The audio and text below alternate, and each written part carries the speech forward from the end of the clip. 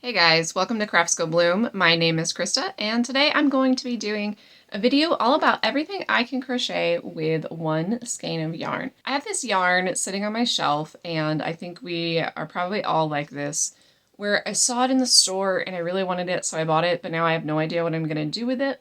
So I posted it over on my Instagram stories and showed people the color and asked them what they thought I should make with it. And I got a ton of great responses, so I'm gonna go through and make as many of these different patterns as I possibly can. I'm going to make one of each of the things. So for today's challenge, I have this skein of Bernat Blanket Speckle in the color Squall. Hey guys, I don't know if you can tell from that intro, but I filmed it quite a long time ago when I had a very different setup in this room.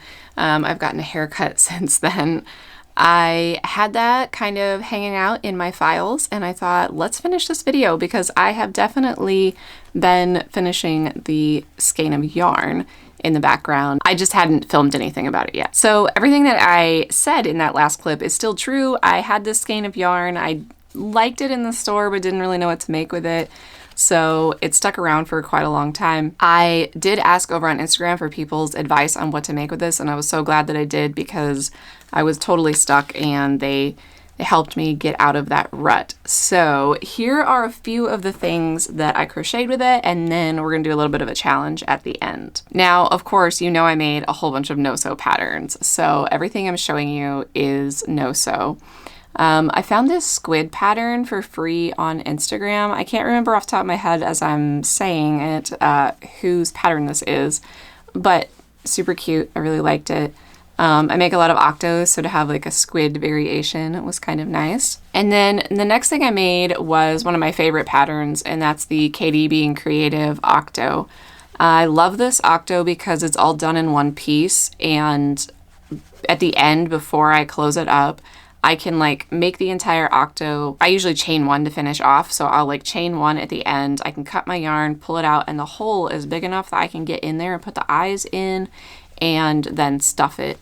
And so I can make a whole bunch of like empty octos while I'm just sitting somewhere doing something, like watching TV or something, without having to bring all of my eyes and my tapestry needle and the stuffing and all the supplies. So then I go back through and I can fill and close up a whole bunch of these octos. So I love that one. And then another free pattern over on Instagram is this Gertie the Gecko, and I love this. This takes me a little bit longer. The octo only takes me like 30 minutes, and Gertie here takes me like 45, but it's super fun. I've made this. This sells really well at my markets. I've made this in a ton of different colors. It's a great pattern for me to use up those yarns that I don't know what to do with. And then I made my pattern for a Triceratops. And so I did that. I think that turned out super cute. And this yarn is like a really like country blue sort of color with like an off-white kind of background to it. So the white horns really pop out on this.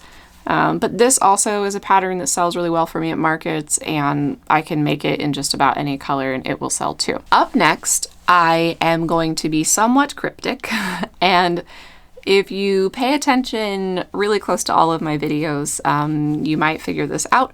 But there are two patterns that I wrote, and this is what they are. And I'm not going to give you a lot of details about it. You'll get details about it later. So this is a whale. I usually talk a lot while I'm showing you these things. So it feels a little weird to not tell you all the secrets I'm hiding about this pattern. So super cute whale. I'd love to know your guesses in the comments about these two patterns, like what you think I'm up to. And then I am in love with this octo pattern, and this is an unreleased pattern of mine.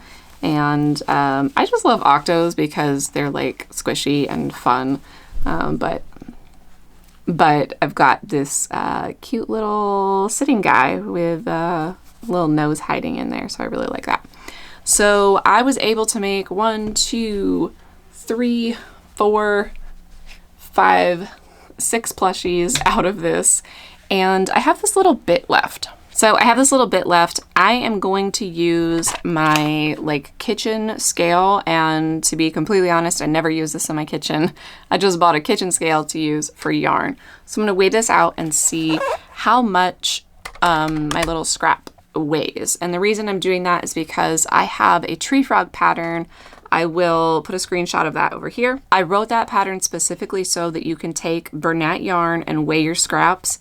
And there's 4 different sizes of tree frog that you can make from that. And there are some approximate weights on however big your scrap is. You can weigh it, and then you can see, oh, I can make like the large tree frog and use up the most of your scrap possible, so that you're not making just like tiny things and then ending up with like even smaller scraps that you're not really sure what to do with. So let's take a look at this and see how much it weighs.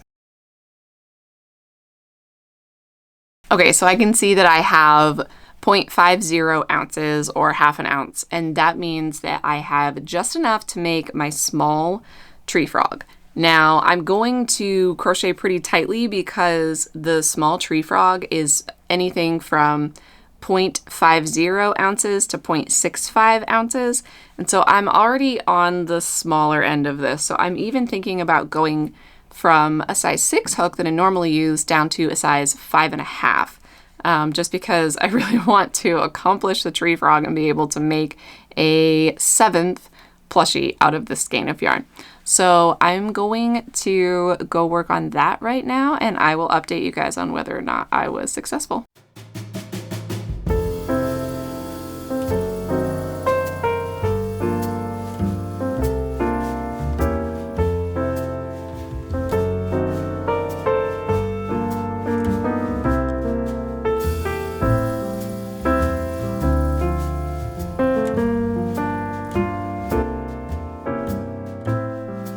So as you can see, I had enough yarn to finish the small size of the tree frog, but there was supposed to be one more round of decreases, and I ended up having to just sew up the end, and then I just had this little scrap left over. But I'm happy that it at least got finished, and then my daughter usually turns these into keychains, like that. So now that he has a little keychain, he's all ready for the market, and even though he's missing that last little round, I think it's really cute. I did go down to a 5.5 hook, and yeah, it technically wasn't enough. So if you ever have that same problem, you could just stitch up the back side of them.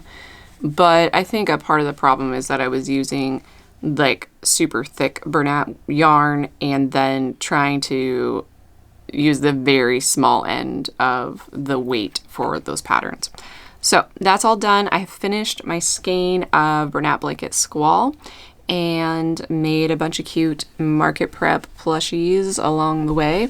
If you're interested in seeing another video like this, leave a comment down below and let me know, and I will see you guys in the next video. Bye.